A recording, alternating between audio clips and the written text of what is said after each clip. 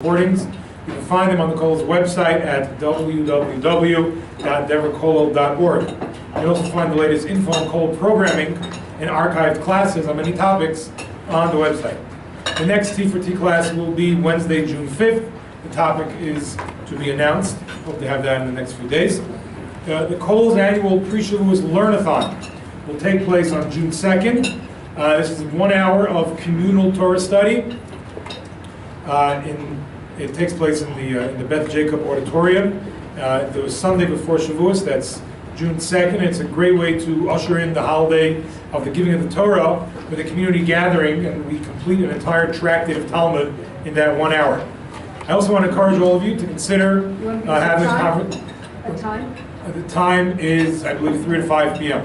total. It's 1 hour of study, and then we have a siyum, and there's some celebration afterwards. The flyers are on the table.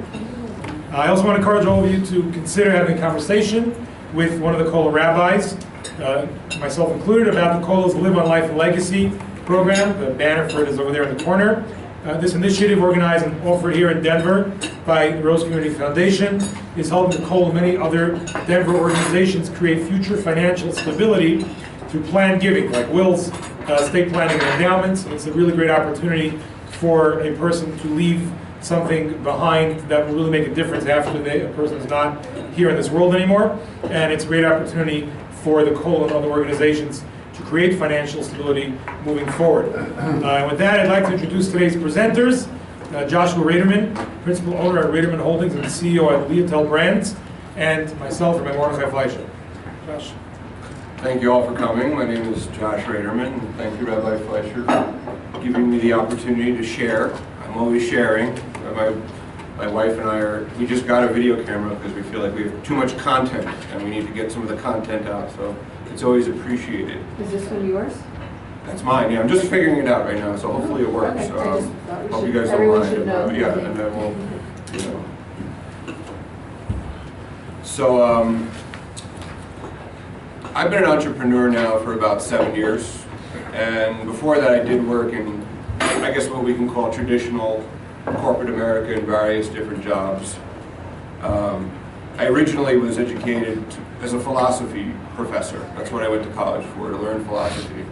But fortunately, one of my professors steered me out of that direction when I was about 22 years old, and I went into the financial sector. I became an analyst and started analyzing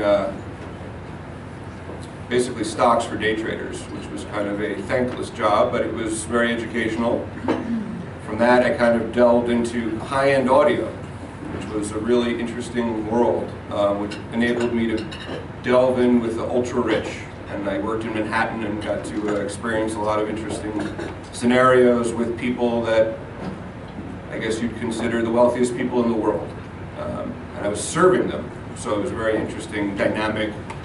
But serving them in a traditional sense wasn't exactly what they wanted. They wanted sort of an interpersonal relationship, and so I sort of learned a bit how to communicate with this class of people.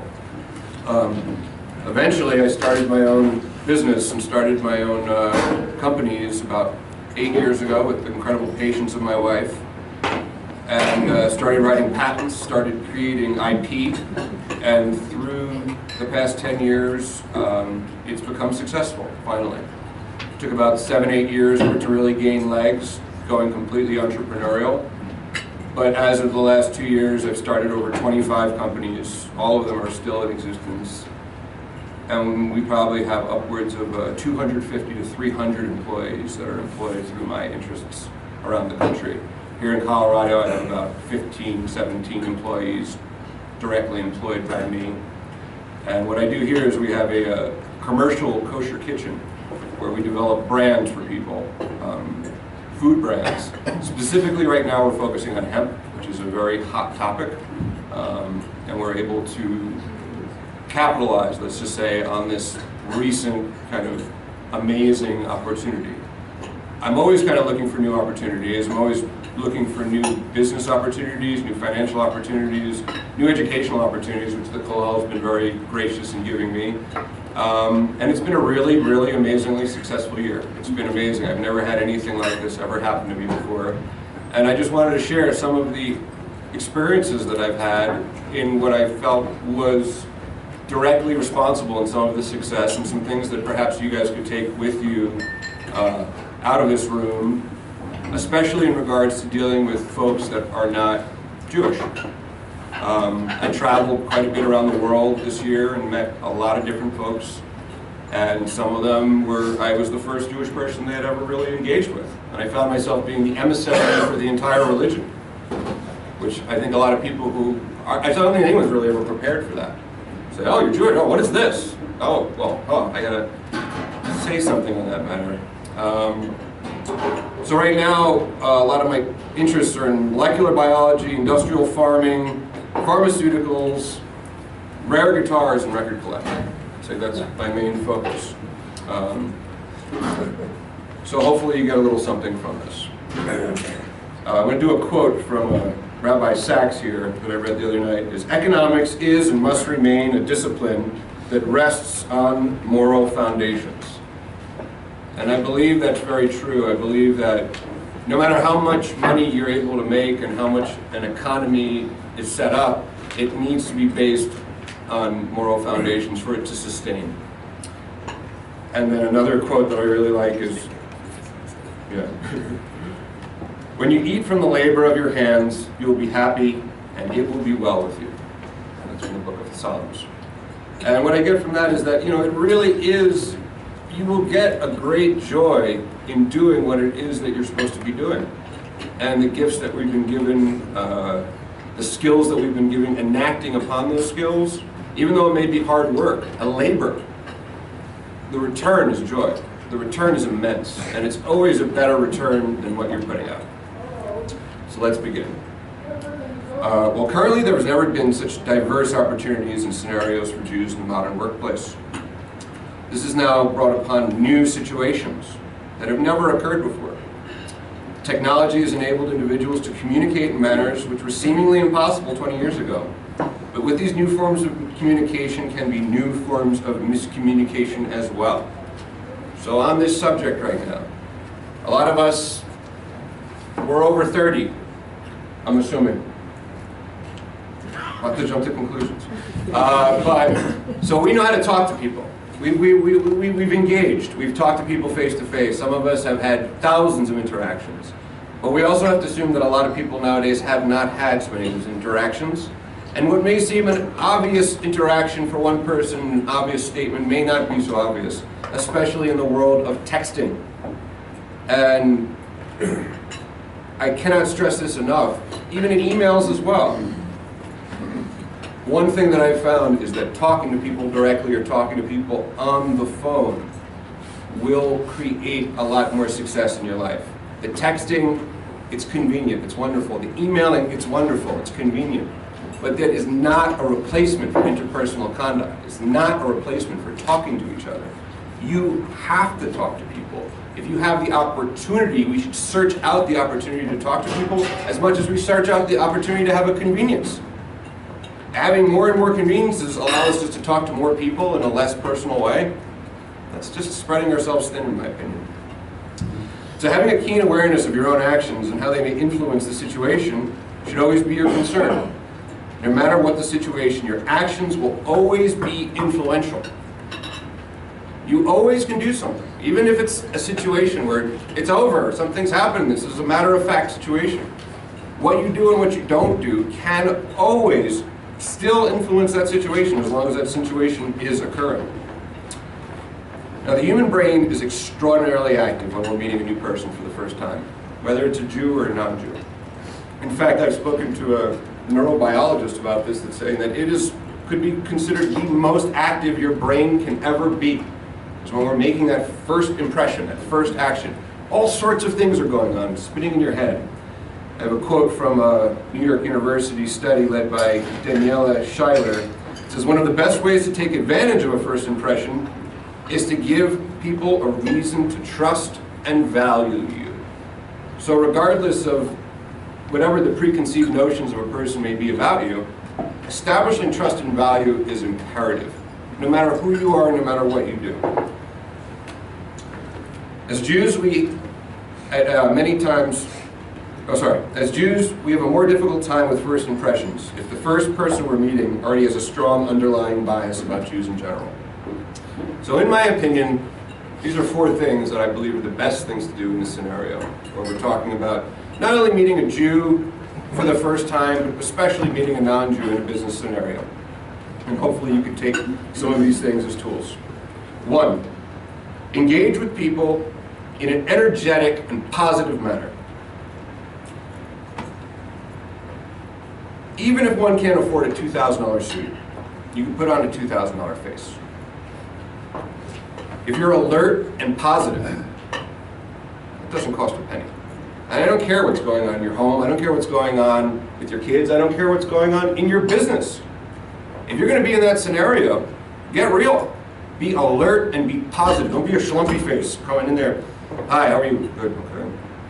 Oh, things are going on. Nobody wants to work with somebody like that. They want to work with someone, how are you? I'm ready. I'm here. I'm with you. I'm cognizant. I'm active. I'm engaged in what you're doing.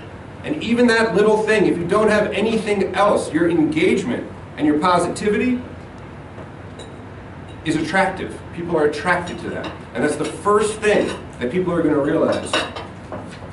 It takes a little bit of patience to do this. It takes a little bit of measure to do this. But I guarantee you, it is very well worthwhile, and you will see an incredible result. And even do it in a, it's an overeager way. Test it out. Please try it out. It's amazing. 2, offer respect and praise until it becomes undeserving. So I don't care who this person is. I'm going to offer them respect and praise. Not in a way that seems, ridiculous. But I'm going to come initially giving them respect. I have to assume, because they're with me, they're in front of me right now, God wants this. This is a person I should be respecting. If they say something abhorrent, if they say something ridiculous, sure, I pull back. If they say things that are, and they do things that are obviously inappropriate, obviously that respect goes out the window. The praise goes out the window, and I'm not going to support that. But by initially being in the spirit of praise, in the spirit of respect, you're much more likely to receive respect, in my opinion.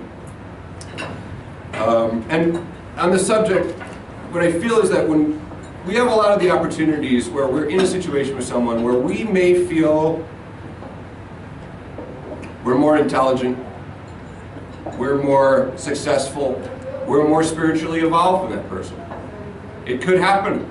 It might just happen when you're sitting around with someone. But if you somehow indirectly express that to somebody, even in your manner, you don't say that directly. But you're saying, you know what? No, Mr. Big Shot, I'm Mr. Big Shot. I'm smarter than you. I'm more intelligent than you. I'm a bigger success than you.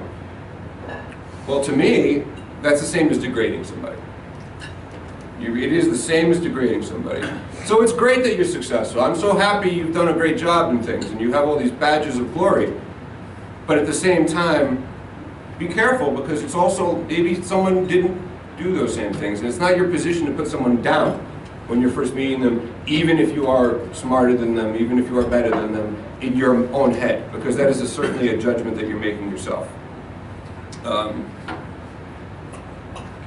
third thing I would say to do is to find common interests, which are non-business matters, which can be discussed.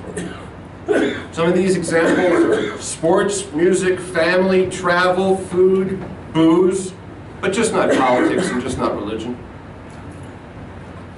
I've always found a way to connect to someone on some level. At least someone by talking about your family in some way, shape, or form. For men, talking about your wife. Oh, this and that. It's so easy to find a common ground with that, because there's similar things that we all go through. With women, your husband. Oh, my husband is doing this and that. Well, I'm sure there's something that every woman's husband does. It's a similar behavior. And I think that when you find similar behavior in a person, that's when you feel immediately closer to them. And so that if this person, let's just say they are anti-Semitic, let's say they had a bad impression about Jews, and they felt that there was nothing that was similar to you and them, because they put themselves in this perspective, Well, you going out and just trying to find, initially, you being in that spirit of finding a similarity, something to talk about, and not judging what they believe in or how they believe in things, will benefit the relationship. It will benefit the situation. It will make things go smoother. And it will also give you a better understanding of the person. And the fourth thing is exude and know success. Now, exuding success, how can I exude success without being a show-off? You know, saying that I'm better than you or saying something else, you know. But what I found is that success is something that's not necessarily always you have to wear. It's not something that you're always, you have to advertise. A lot of successful people will understand other successful people within a few minutes, through their nature and through their conduct and through their way about them. And what I've also realized is that exuding success can be exuding your mistakes. And a lot of the time saying, oh, I've done this, I've done that, I've accomplished this, I did this, I closed this deal in 1989, I was the guy who did this, whatever. Who cares? Nobody cares about that. That can all be a bunch of BS. What I think is more pertinent and brings people closer together is the mistakes you've made. And that a lot of people who are entrepreneurs, people who have started their own businesses, and people who have become successful have only done that because they've made mistakes along the way. And that and when you see that you're one of those guys in the mistake club, oh yeah, I'm not the guy who did in the millionaires club. Oh yeah, sure, there's plenty of people that did that. But you can also be the idiot who lost $1 million. Or maybe you made the $1 million, but you lost $30 million trying it. So I don't give you a round of applause for making $1 million. Not at all. I give you a round of applause for making a mistake, an incredible mistake, but never making that mistake again. And then be able to communicate with another person that made that mistake and understand that mistake and say, from this point forth, I will not make this same mistake again, and I have moved forward. Well, that gives me an enormous amount of confidence when I'm meeting somebody, especially someone new, where they're willing to say, hey, yes, I'm successful, that's why I'm sitting in front of you right now. But because also I made these mistakes, I will not make these mistakes again with you. And that I'm aware of this problem, so that I don't have to bring up the issue. A lot of the times I've had people saying to me, I'm very happy that you answered my question before I asked it. So answering someone's question before they ask it could just be basically addressing their concerns. And it's addressing concerns that we all know everyone has. And the concerns, especially in business, are you someone that I want to work with? Can I trust my money with you? Can I trust my business with you? Can I trust my reputation with you? And so the successes that you've accomplished, that's great. Your diplomas, that's great. But for me, exuding and being humble enough to express some of the mistakes you may have made can also bring you much closer to people. And on that note, I guess the statement that kind of congeals it for me is that if you're confident and steadfast in your particular belief or position on a matter, it will be felt. It will be felt. So meaning that if you are an expert in something, people will know. You have to go and do it. If you know something in particular, you will not be able to hide it for too long from the people that understand, that are experts in that knowledge. So don't worry about necessarily proving your successes. Apply your mistakes. And then, so that's kind of engaging with these people. Now we're talking about success now. Now, if you have done all these things, and obviously you're doing them well, and I'm assuming that some of you are all successful.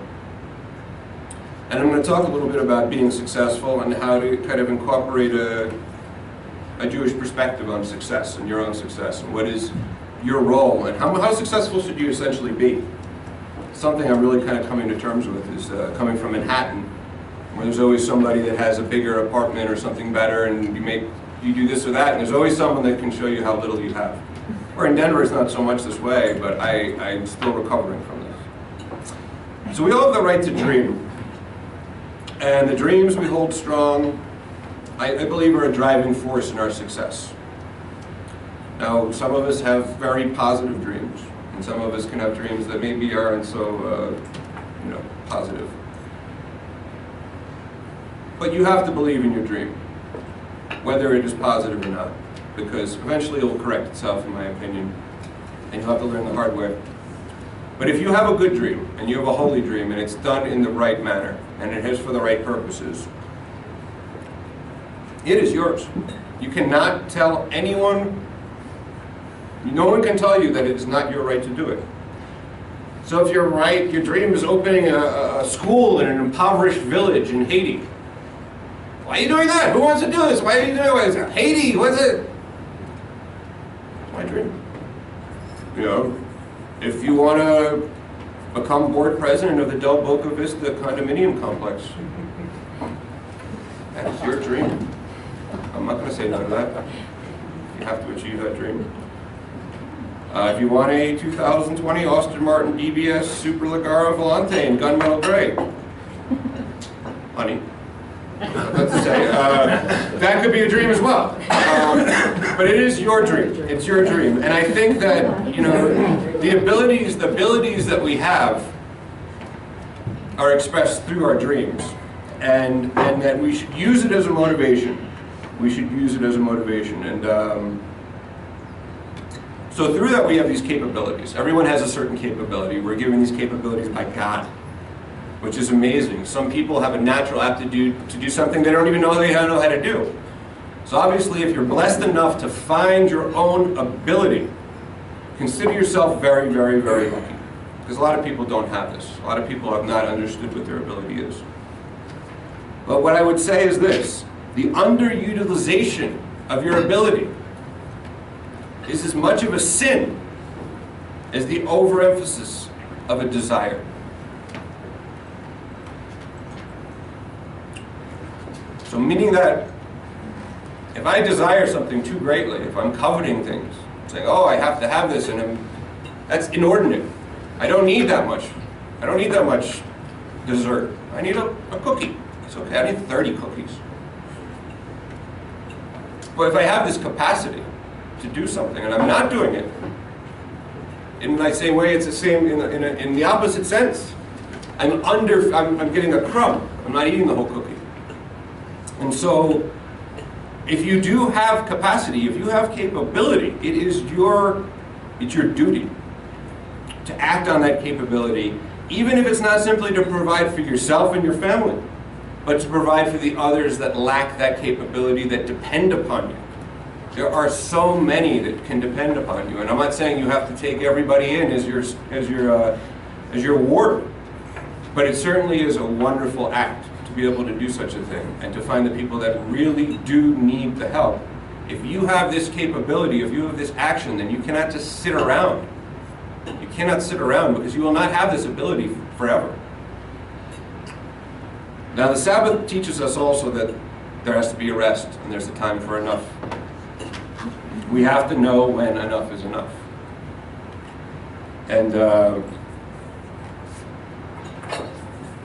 it speaks in Leviticus and Bahar about every 7th year, the debts being released and slaves being set free. Well, as a business side of things, that doesn't, your average business person, you say non-Jewish business person, oh yeah, every 7 years I'm letting go of my debts. And not that I have any slaves, but you know, like if I did, I'd set them free. Now this kind of goes against normal, they wouldn't teach that at Harvard probably, the Harvard Business. John Cotter, head of the Harvard Business School, I don't know if he teaches that, it's in his books. But it's very important. Because we have to have this measure, we have to have this break, and we have to have this ability sometimes to let go. Sometimes it's letting go of people that we're doing business with, these non-Jewish people that we're dealing business with sometimes, and they may say something or do something where I say, hey, that's it. No more. I'm not dealing with this person. I'm not talking to this person anymore. That's my Sabbath. I'll give them the time. I'll give them their 6 days to show me. That's the time they have to prove to me that there's someone I should work with. But on the 7th day, the day of reckoning, I have to decide, is this someone I'm going to go away from or bring them into my life?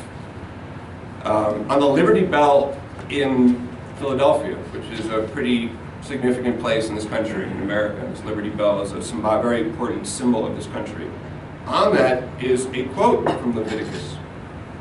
And it says, proclaim liberty throughout all the land unto all the inhabitants thereof. So what is liberty? Liberty is this law. Liberty is Jewish law and business. It is having this rest. It is having this sabbatical year. They understood that even then, that this construct was part of economics, and things may not always make sense in economics, but things make sense in Judaism. And anytime we can bring the sense of Judaism into the things we do in our business, I've found that it's always brought in success in everything that I do. And I was living in Manhattan. I was working very, very, very hard there. But I never ever felt success. And a lot of the things I was doing were about getting things. It was about getting this or getting that, this accomplishment. I got a house in the Hamptons, or I got this apartment or that. And after living here in Colorado for 10 years and now in Denver, I've truly shifted my focus. And I strive now to build community, to give to those who are truly in need, and to provide a kosher home filled with delightful things which I and my friends and family personally enjoy. And I hope to take the time to rest and to see and admire my own works. I believe this is a necessary part of me being a successful Jew and an overall person. I'm working hard at this. I am not fully out there. Thank you for listening.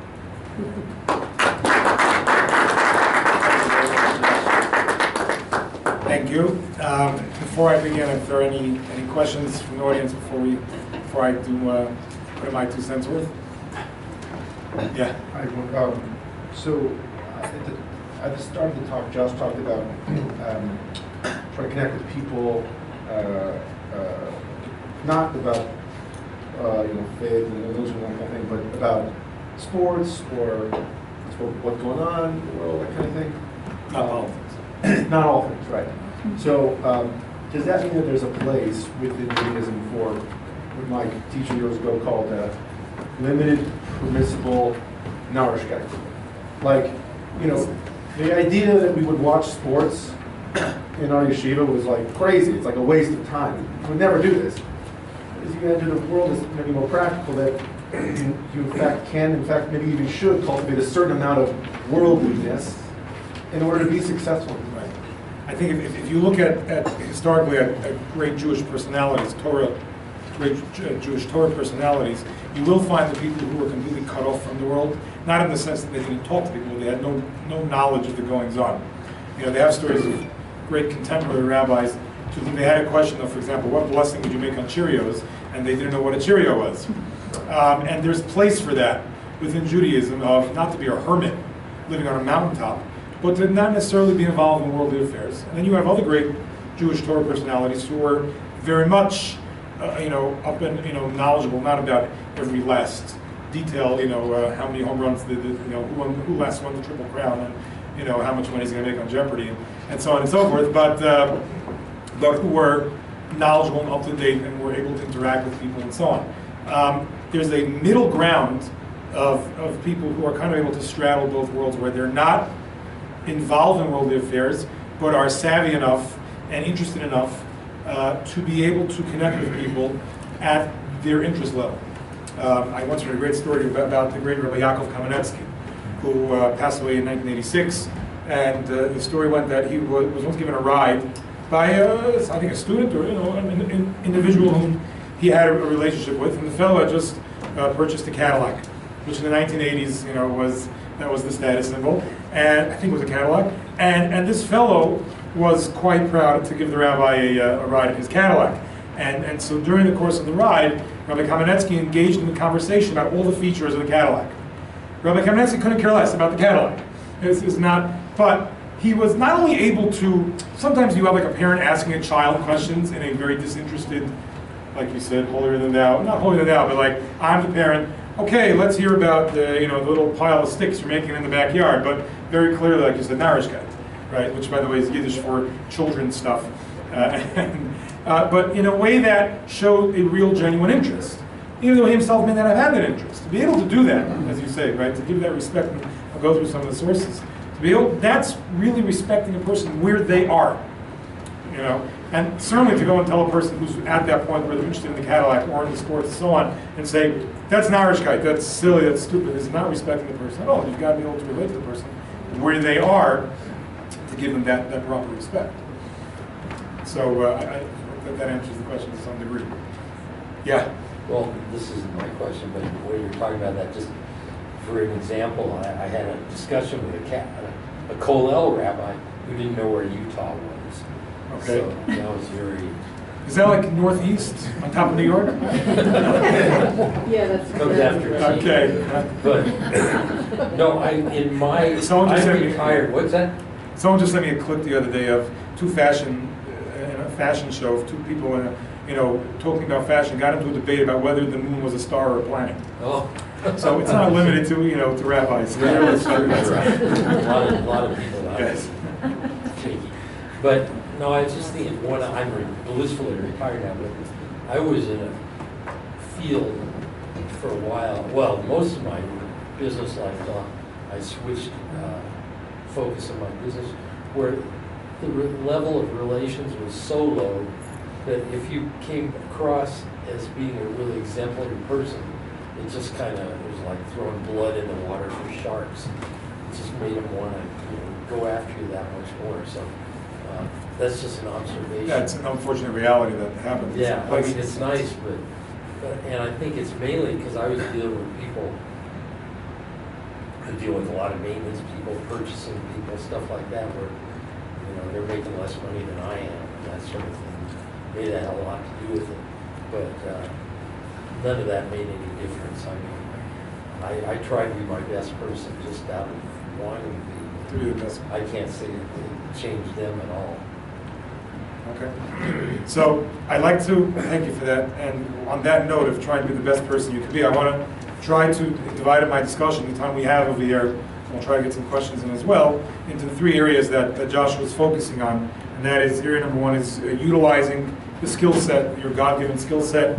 Number two, interacting with people. And number three, what Josh refers to as the lesson of the Shabbos, or what I'll refer to as creating boundaries. Okay, in a sense, the Shabbos is a very multifaceted day, but certainly one aspect you say is enough. You've got the 6 days, and that should give a message to our lives in general. So source number one in the booklet is a verse from Mishlei, from Proverbs, honor Hashem from your wealth.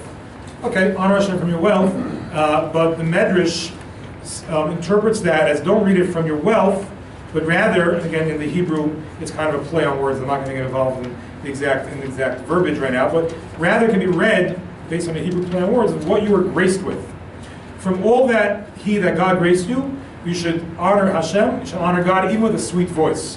Okay, the context over there is talking about an individual who lived during temple times, who had a very nice voice, and would always go to the temple on the holidays, and he would lead the prayers and the singing in the temple, and then one year decided, I don't want to go, and why do I have to, go through all this hassle and perform for everyone? I don't want to do it. And he was taking the task for that. And so this is an obligation in general, that whatever skills we have, we need to figure out a way to serve God and to honor God through those skills. And that if you look at source number 3, brings us to the next point. Not all skills are created equal. Some skills can easily be used in positive ways. Some skills can easily be used in negative ways. And so the great Ramchal, Rabbi Lutzato, in his magnum opus, Mesilas Yesharim, he says, it is found that a person is in truth placed in the midst of a great war. For all worldly matters, be they good or otherwise, are tests for a person. Everything we're given, be it possessions, as you talked about, be it wealth, be it poverty, be it a good skill set or a skill set that perhaps, some people seem to be blessed with the skill set to be a good drug runner. I don't know. So is that what they're so how do you utilize that? That's a test, and so on. How a person is constantly being tested, and the workplace is probably a place where one is tested most sorely, or one of the areas in life where we're tested most sorely, because when a person finds a job or a profession that they feel is their God-given talent, the question becomes, as you say, where do I draw the lines? How do I maximize the potential I have? And how do I avoid the pitfalls? And so the test is constant. to engage and to embrace the positive and to avoid the negative is a constant challenge that we're faced with. And it's a constant battle. And Rabbi Luzzatto in Mesilas Yesharim makes clear that this is a constant battle we're engaged in throughout life. And as soon as you overcome one obstacle, the next one is quick to come. Okay? If anyone's ever had the opportunity to play video games, as I did in my youth, nothing compared to what I see goes on today, but some of the Commander Keen or anyone who's been from that generation type of thing. So as soon as you squash one mushroom on Mario Super Mario Land. Thank you. The next one is not long in coming. That's how mushrooms work, though. They want you to squash. They want you to them. squash. Okay. So the next one is not long in coming. If there's no more bad guys coming, the game's over. What's the point? The point is to be challenged. So God is constantly challenging us, and the workplace, for a Jew in the workplace, the challenges are constant and never ending. And as soon as you overcome one thing, the next challenge, and perhaps a greater challenge, is coming up. Okay. Another area where you find each person's unique niche in life. Sometimes we Jews are, especially in the Orthodox or ultra-Orthodox world, which is really a misnomer, but we'll call it the yeshiva world, are sometimes accused of just everything's too black and white. So, I should wear a colorful tie today. So, but there's a lot of gray area, and besides that, but there's also an idea that even within the pale, or even within those boundaries, there's an enormous amount of flexibility to develop one's unique skill set and identity, and that's true every aspect of life, but it's certainly true in a profession. No one's asking every Jew to become an accountant. Or a lawyer for that matter, if you want to become some other kind of a profession, and that's the skills that God has given you, then go ahead. The Talmud, in fact, I didn't quote it over here, but the Talmud says, and Josh quoted the verse that when you eat the labor of your hands, you are fortunate. God put us here to work, to eat the labor of our hands. And the Talmud takes us so far as to say that it is preferable to strip carcasses in the marketplace, which apparently was a demeaning kind of occupation, to skin animals in broad, in public, rather than take charity. In other words, the obligation to do something and to earn your keep with whatever position God has put you in is an obligation on a person, even if it's a demeaning kind of job. But it brings, it makes a living. That person needs to engage in that profession. Maybe if we have time, we'll see more about that later. And so, source number 4, the verse says at the end of the book of Bereshit in Genesis, after Jacob blesses the tribes, it says, all these are the tribes of Israel, 12, and this is what their father spoke to them, and he blessed them. Every man in accordance with his blessing, he blessed them. So Rashi is bothered by the wording in the verse. Source number 5. It should have said, every man in accordance with his blessing, he blessed him. It says, he blessed them. He switched from the singular to the plural. He blessed each one, and then it says he blessed them. What's the bless them? So says Rashi, he gave Judah the strength of a lion, Benjamin the pounce of a wolf, Naphtali the lightness of a deer. I might have thought he did not include all of them in all of the blessings, therefore it states he blessed them. In other words, let no person think that I am living in my own little vacuum over here, and I'm not connected to everyone else.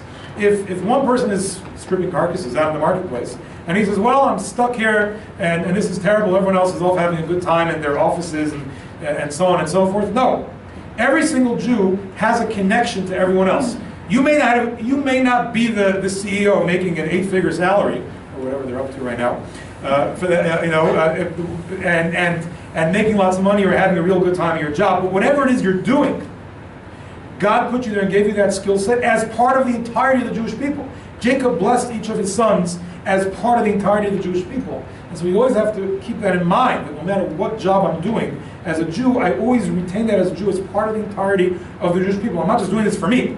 I'm doing this as part of my purpose, as part of what God has in mind for me, as part of the entirety of the Jewish people. I may be, stripping carcasses in the middle of the marketplace, to quote the Talmud again, but that's where God wants me as part of my purpose in this world, as part of the entirety of the Jewish people. And that guy probably also has a skill. Maybe he doesn't know his skill yet. He's stripping carcasses because he doesn't know he's a great jeweler. Maybe he can do that. Perhaps another one will discover that. Yeah. So how about where the comes into conflict with law, in the U.S.? It talks about, Rambam talks about you should preferentially hire Jews. Right. Actually, it's in the parsha in Dahar, right? It talks about when you, I think it's Dahar. when you, it's in Mishpatim, when you free the slaves, you do it differently versus Jewish and non-Jewish, let's say, servants, where for the Jewish servants, typically someone who like got very poor and sold himself in like indentured servitude, you shouldn't give them the bad work. You should give them the good work. Preferentially hiring Jews is illegal. Okay. So what do we do where there's a conflict between... And you have a lot of conflicts, right? Yeah. So really, conflict between secular law and Jewish law is a class unto itself. Whoever's keeping track of other classes to do, please mark that up there. We almost got over that. It was a long list already. I just need to find someone to present. But you do have situations of conflict when secular law takes priority, or when Jewish law takes priority is a broad subject, which I'm not going to have time to today. In a general sense, in some cases, something like that, where it's a question of preferential hiring, generally you would be told that to follow the secular law. If secular law said you've got to desecrate the Shabbos, something like that, then secular law would not necessarily take precedence to Jewish law, unless there's danger to life and something like that. But, so it really would depend on the situation, and it's a much broader discussion.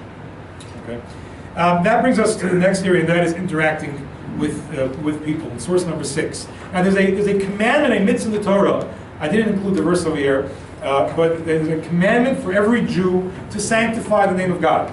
And in fact, Maimonides, when he says it's a mitzvah upon every single member of the Jewish people to sanctify the name of God. Now, some people may think, well, if you're a rabbi or a teacher or something like that, then you have the opportunity to sanctify the name of God. But if I'm working in an office, where am I going to have that opportunity, really? But as Josh pointed out, we have so many opportunities, if we're identifiably Jewish, to sanctify the name of God. And I want to share with you how Maimonides defines sanctifying the name of God.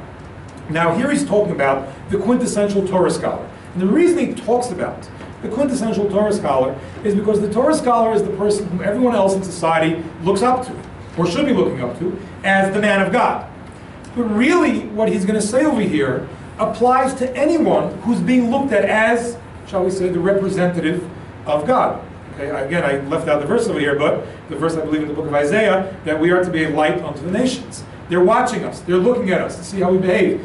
Some of them may say that they don't like us, but even with that declaration, they're still watching us. And they're still looking to see how we behave and how we act.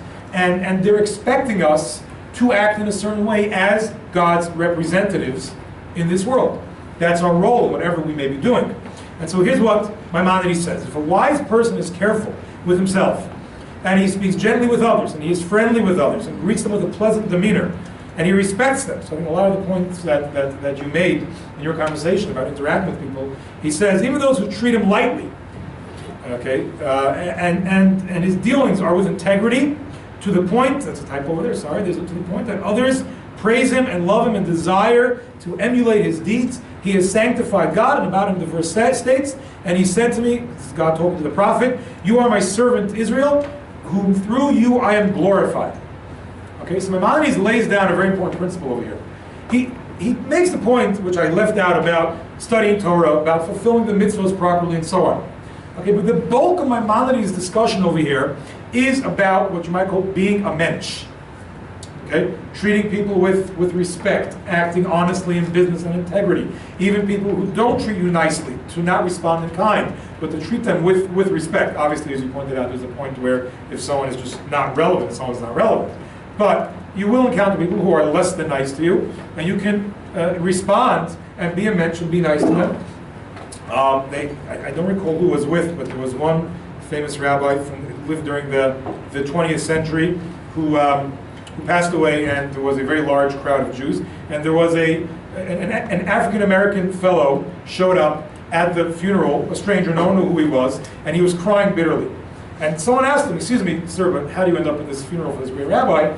And he said, I was a homeless bum living on the streets, no hope, and this rabbi, took an interest in me, and he encouraged me, and he gave me hope for my life, and he helped me get back on my feet, and see hope in my life, and to make something out of myself.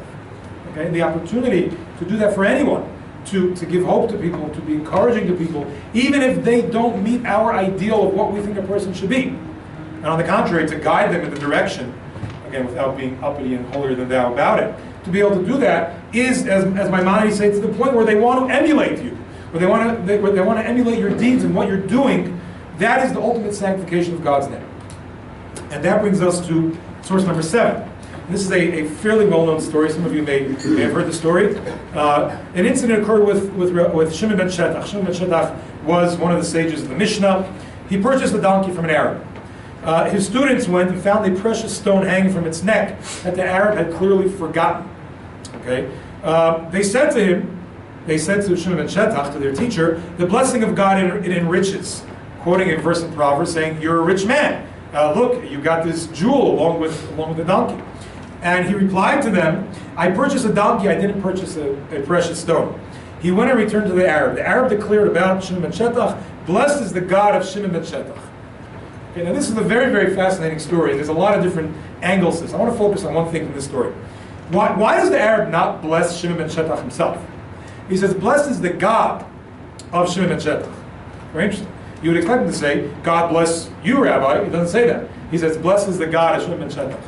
Shimon ben Shetach had performed such a deed and had reached such a level of righteousness that was so clear and manifest to this non-Jewish Arab that the Arab didn't just see a great man in front of him. He saw God shining through this individual. Okay? He saw that this individual is reflecting a godliness to the world. And so it wasn't just to bless the person who did this. It was to bless what he recognized as the godliness that is manifested through this great man. This great man became godly through this action of overcoming the temptation to keep it. Who would have known the difference? No one would have known better. The fellow probably would have thought he lost it. And he would have walked away with it. He would have been rich. It would have been great. He probably could have supported his yeshiva with the money. Okay? He could have said, "This is God's blessing," as the student said. But he said, "I didn't buy this diamond. I bought a donkey. I didn't buy the diamond, and therefore I'm going to return it." And this man recognized. And I want to share with you another fascinating idea. I didn't include it here, from the great Rabbi Dessler. Rabbi Dessler was one of the great ethical personalities of the early 20th century, first half, passed away in the 1950s. He makes the following points. A lot of people make a mistake. They think that sanctifying God's name means that people think that this particular Jew or the Jewish people overall are great. Now, there's nothing wrong with someone thinking that you're a wonderful person, or that the Jewish people are great, and it is our obligation, obviously from a strictly PR standpoint, that people should like the Jews as well. And in fact, many great rabbis have said that when a Jew deals dishonestly and shows up in the news and creates anti-Semitism, that Jew has a lot to answer for, because it's not just against him. He's creating hatred against the entire Jewish people. But Rabbi Dessler says, sanctifying God's name means that God is recognized. Not that the Jewish people are recognized to be great, but as this Talmudic passage says over here, this medrash, that this man recognized God through this individual. So it's ultimately that to be recognized as God's people, as his agents in this world, and that in everything I do, workplace, synagogue, I deal honestly, I speak nicely, I give respect to people, I interact nicely with people. That's what I'm looking to do, not so that you should like just me, that you should see God coming through me. That's a tall order. But that's the obligation and the responsibility we have as a Jew in the workplace. Especially when we're meeting someone that's never engaged with a Jew before. Correct, absolutely. Absolutely. And that, as you said, you make the first impression. I can sit here and tell you lots of stories, nice stories and horror stories of people who did well and people who did not so well in terms of their dealings in the business world. Just one, the famous story that happened sometime in the 1990s in Malden, Massachusetts. If someone remind me the name of there was a fellow in the Boston area who owned a mill, Feuerstein was his name, so Aaron Feuerstein, who owned the mill, famously burned down, and he called up all the employees and said, "Okay, I'm paying you, and everyone's going to come back, and I'm going to pay you, and we're going to build this place back up again." And he paid them, even though many of the employees weren't coming in for work. He paid them the entire time until the mill was back on its feet again. And he made a tremendous Kiddush Hashem, sanctifying God's name, because it wasn't about him just, it was about, these are the ideals that God teaches me to live. And that's what I'm conveying over here. It's a fairly well-known story, which took place sometime in the 1990s. And which brings us to source number 8, you talk about giving people respect. Who is honorable? It says the Mishnah in Avos, in Ethics of the Fathers, he who honors others. by honoring others, by showing that you value every other person, then you are inherently expressing your own value. Because otherwise, if I pick and choose what's valuable and what's not, if I say I think this is good, but that person, he doesn't talk to me, I don't think he's worth anything. If I fail to recognize the inherent value of every other person, then I'm essentially failing to recognize my own value, because I'm worth any more than anyone else. Once it becomes relative, once it becomes my decision-making process, so then I may decide I'm worth something, but who really says that's true? But if I recognize that every person out there is created by God in the image of God and has inherent value as a creation of God, so then I'm recognizing my own value by the same token. Different? Yes. Do I have to agree, as we talked about a couple months ago with the Attorney General? I don't have to agree with everyone. I can find common ground to create a relationship, as you say, and to show that respect. But even if I fail to find that common ground, which happens on occasion, and was had a bad date here and there, and so if you fail to find that common ground, it doesn't preclude the ability to give the other person respect for what they are and to see the value in that person. That brings me to part 3, and I'll try to wrap up here, and we'll try to take some questions, and that is creating boundaries. As Josh says, the Shabbos day. When is enough enough? So, Rabbi Meir said, this is the passage from the Talmud in Kedushin, a person should always teach his child an easy and clean profession, and pray to the one to whom wealth and possessions belong, for there is no profession that does not have poverty and wealth. For poverty is not from the profession, nor is wealth from the profession. Rather, everything depends upon one's merits. In other words, you've got to put in your effort to make a living. Yes, you have to go to work. Ever since Adam and Eve ate from that tree in the Garden of Eden, by the sweat, what? Hasn't been so easy. Hasn't been so easy. By the sweat of your brow you shall eat bread. And that's, in a sense, the curse is now you're going to have to work hard to make it happen. And that's something we have to do.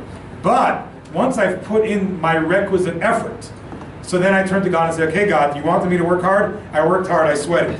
When Shabbos comes, that's the recognition that no matter how much effort I put in, there are boundaries. God says, I want you to work 6 days, but on the 7th day you rest. And as he said, that's enough is enough. And that's true in every area.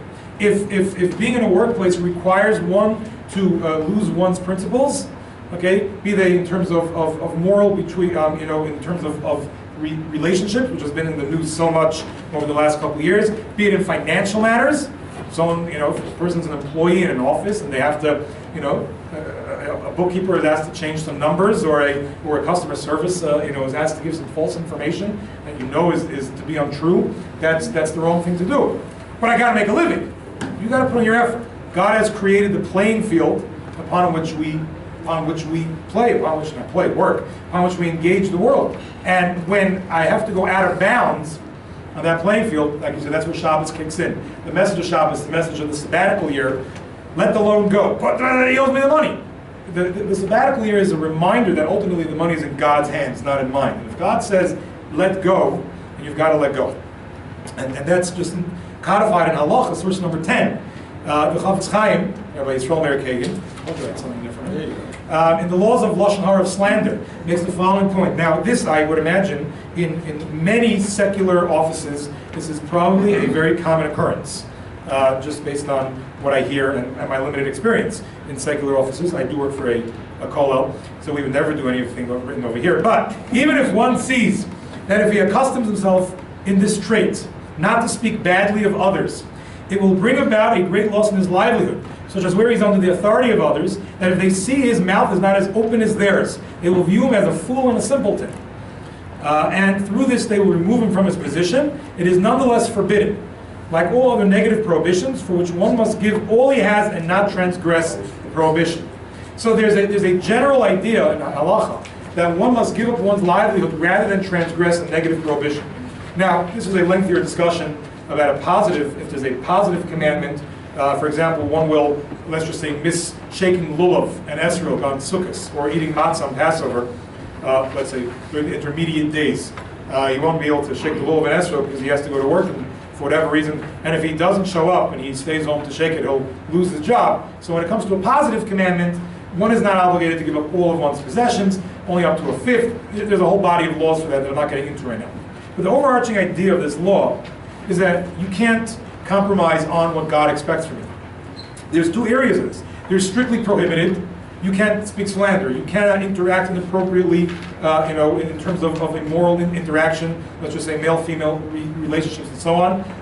One cannot compromise on that no matter what. That's a even if it means moving up the ladder or losing a job and so on. Being dishonest and lying is off limits. Those are prohibitions. Where things get more gray is where it's not a prohibition, but it's my principle. I dress a certain way. I'm working in an office. They want me to take off my yarmulke. Can I find a loophole for that? Maybe. Is it something I should be doing? Maybe, maybe not. That's where the judgment call comes in. As you say, every person has their own Shabbos. Sometimes a person needs to be at a meeting on the Shabbos day. And you can walk there and not write and not take your cell phone along and just go to the meeting. But is the right thing to do to go to a business meeting on Shabbat? It depends on the situation. Sometimes it may be warranted. Oftentimes it's, do you really need to go? Oh, it's a big opportunity. So that's where things get gray, and every person has, like you say, their own guidelines that they have to figure out on their own. It's a good idea to have a Rebbe, a teacher, who can provide guidance and who knows you well what's appropriate and what's not, where to draw those lines. I know very fine people who don't wear a yarmulke while they're working, who are very fine, upstanding Jews that study a lot of Torah. I know other people who have refused to trim their beards, or for that matter to shave during Sfira, which we're in the middle of now. Like me, I don't shave during Sfira. During this period between Pesach and Shavuos, where it's problematic for to shave one's beard and so on. But each person is a world unto themselves in the situation. But you have to have those boundaries. If you don't, it's a slippery slope. You've got to have, like you said, enough is enough of that Shabbos. So I think that's my 2 cents worth. After Josh's wonderful presentation from the practical standpoint. And if there are any questions in the time we have left, happy to take them. This is much too easy of a crowd today. Yeah. Okay? All right.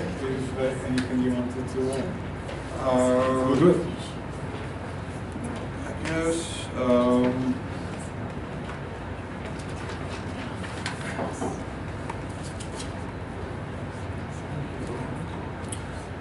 No, I just really hope that we all understand that we are, like you were saying, we are representing a very large demographic, and there are very few Jews in the world. And for whatever people may have a good or bad impression about us, I believe that every day is an opportunity for us to do an enormous amount of good by representing ourselves in a positive manner. Okay, thank you all for coming.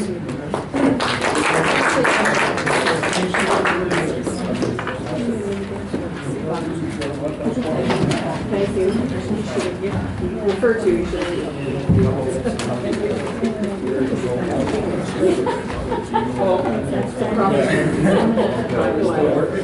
generic form. How would you like it?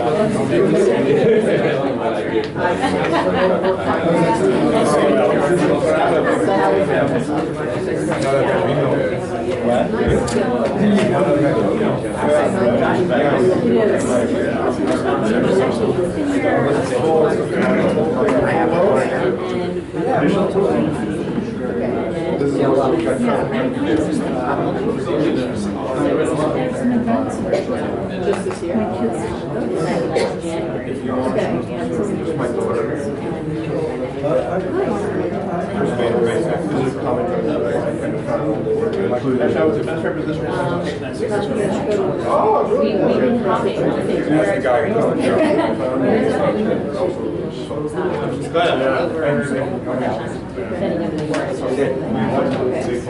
Awesome. Yeah.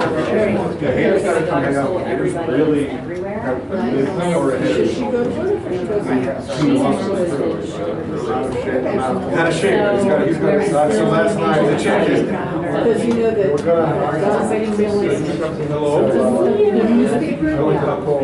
He's great.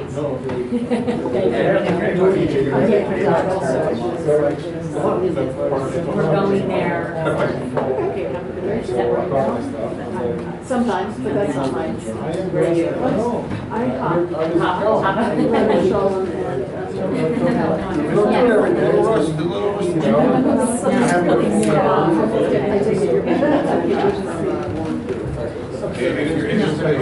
Getting a conversation together. Yeah, I think I'm almost there. Sammy, so. My daughter's 6, my son's Months, almost okay. 4.5. So, and my wife's out of town. So I put him in bed Monday night. Tuesday morning, he runs in. He says, Daddy, I didn't go potty. He's like, oh, how did you know? He's like, because we forgot to put a pull-up on. He's like, oh no, I forgot to pull it on. My father. But he didn't. So then last night again, so like, I think it was finally potty training my son. Which now there's 6 years. What? Yeah, but he is 4.5. Like 6 years. If it's 6 years of changing diapers every day. This might be your last week. I think this might be my last week. Finish your diaper. And I forgot Sorry, to it was late. I went to the Kollel every week, but it's still has. So I mean, I was.